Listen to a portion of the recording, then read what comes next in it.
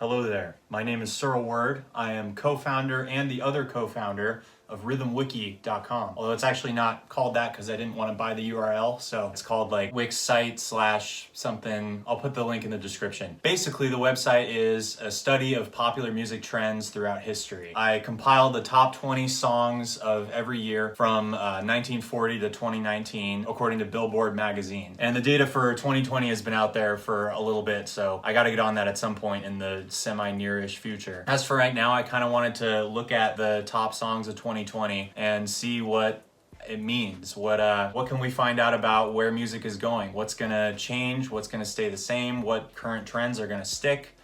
Let's see. So we got at number 1 here is Blinding Lights. And I should start by saying there was definitely a big trend of disco and like 80s montage music last year. I think Blinding Lights is definitely the prime example of the 80s montage style music. Although another really good example would be Physical, the Dua Lipa song. And then also the disco was very much embodied by Dua Lipa's album. You can see Don't Start Now is right here. I think down at number 11, yeah, we got Say So, another very disco-y song. A few ballads, which I thought was interesting. You got 3 ballads in a row here. It's not super typical. Kind of what I noticed throughout time is that there would be like 1 year every now and then where there's a crap ton of ballads, and then most years have no ballads. So I guess last year was a ballad year. But something I wanted to talk about, and it's a song that's not actually on this list. I'm gonna go switch over to the current Hot 100.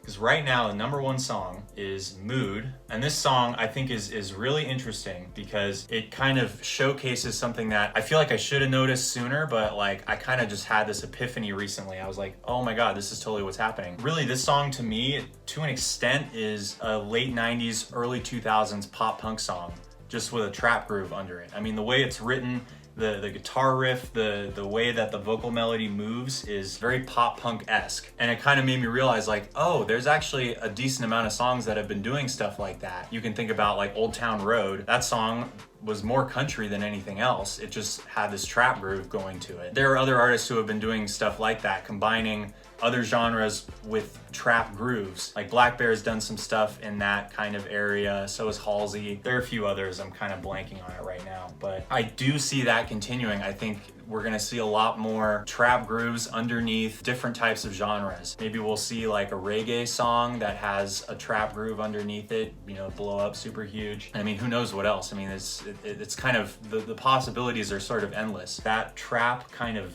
rhythm is really sticking, more so than I ever thought it would have. I mean, if you had asked me, you know, 3 years ago, like, is this gonna stick around? I probably would have said, no, it'll be gone soon. And I kind of thought that last year was gonna be like the last year of the trap era. So far, it sure seems like I was wrong. I think we're gonna see a lot more of these trap grooves. It's just gonna be combining with other music genres. We'll see where that leads. Maybe we end up settling on one and that becomes the new big thing, and maybe just something totally out of the blue, out of left field shows up and kind of knocks everybody's socks off. Another thing I wanted to talk about, and this is a song that didn't do crazy numbers. It was definitely a hit, and I mean, you know, when I mention it, like most people who are aware of pop music these days definitely have heard this song. I think it's all the way down like in the 80s. Yeah, here it is, Super Lonely by Benet. I think it's just pronounced Benet, right? I'll just say Benet. If I'm wrong, I'll look like an idiot. I don't care. I think there's really something here with this song specifically. It's a very good representation of the current younger generation, like people kind of around my age, like early 20s and like teenagers, like that kind of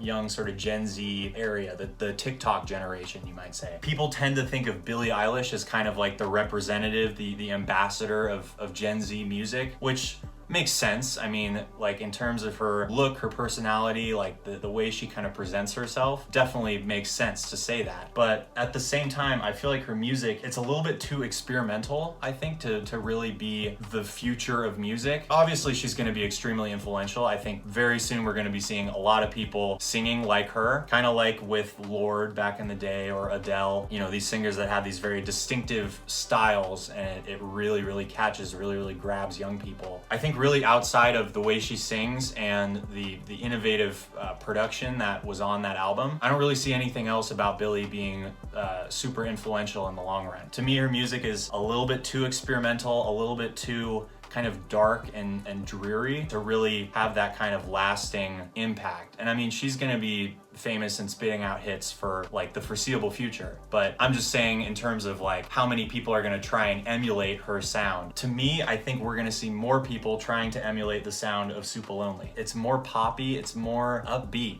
And if I've seen any trend, if I've seen anything, upbeat music like always wins. Whatever is more happy, danceable, fun, kind of party type music, that's what's gonna win out. What I like about Super Lonely is it has that very kind of Gen Z quality, you might say, of like this kind of laid back, kind of carefree, like let's just be ourselves, let's just live in the moment and enjoy life and be silly, be goofy. But at the same time, it has this kind of subtle undertone of depression and anxiety. And I think most people around my age can kind of relate to that. Like on the surface, having this kind of fun, upbeat, carefree kind of attitude, but really underneath it all, there's this kind of loneliness and darkness that's maybe a little bit hidden. Now, lyrically, the song isn't, you know, subtly sad. It's definitely sad lyrically, but I think musically you have this very upbeat, fun thing that has kind of a slightly retro, sort of nostalgic vibe about it that is hard to put my finger on. It's the way she presents herself. It's very, there's similarities between her and Billie Eilish, and there have been comparisons there,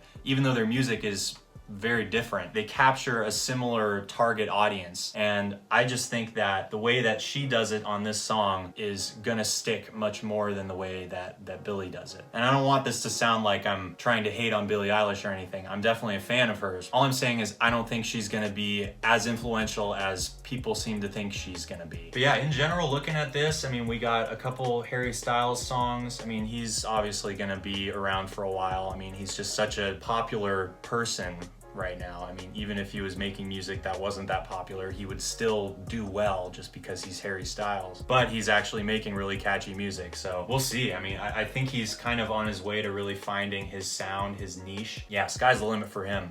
Intentions, Justin Bieber, that made it. Dance Monkey, Tones and I. Okay, so I personally do not enjoy Dance Monkey at all. I don't like the way that Tones and I sings, but I have to give her credit in that she's extremely distinctive. I could see her being fairly influential, kind of in the same way that I see Billie Eilish being influential, just people singing like that. But yeah, honestly, this is fairly diverse. That's another trend I've seen, that you kind of have a period where one genre is really dominating, and then after that there might be a year or two where nothing's really dominating. There's no one genre that's like the clear winner. So I think it's a little bit like we're trying to figure out, what do we like? What's gonna be the next thing? Probably the most likely case is we're gonna see more songs that are along the lines of mood, of that kind of trap groove underneath some other type of song. I also think there's a good chance that maybe in a couple years, maybe not this year, maybe not super soon, but in the future, the kind of upbeat yet subtly dreary and dark music that is very well embodied by Super Lonely is gonna be very, very huge. That would be my prediction. I do have some kind of like official predictions on my website. I mean, you can probably tell from the way I'm talking, I don't really like know a lot of stuff about music history. I mean, I know a decent amount. I know about, you know, top 20 songs of each year, but there's obviously a lot more that goes into what type of music is going to be popular. There's tons of social influence, things that happen in the world that seemingly have nothing to do with music will have huge impacts. There's a lot to think about if you're really trying to make like a serious prediction. All I really like to do is just look at how music has changed in the past and look at what's happening right now and see how I can connect those two things. Maybe Billie Eilish really ends up being like the most influential artist of our time. It could happen. I mean, she's definitely in a position to do that. So we'll see. I mean, we'll see what kind of music she makes. I mean, she's like 18, so she hasn't even neared her creative peak yet. Anyway, that's all I have to say. Thank you for watching. Thank you for sticking it out all the way through. I've been filming for like 20 minutes, so this video is probably gonna be decently long. I am currently working on an album. It's not exactly gonna be the most influential music of our time, but I think it's all right, and I would be really grateful if you checked it out and let me know what you think. If you hate it, tell me why. I would like to know. And if you do like it, then also let me know about that, because you know, that'll make me feel like nice and warm inside. Also, subscribe if you want to. Definitely don't subscribe if you don't want to. Like this video if you want to. That's all I gotta say.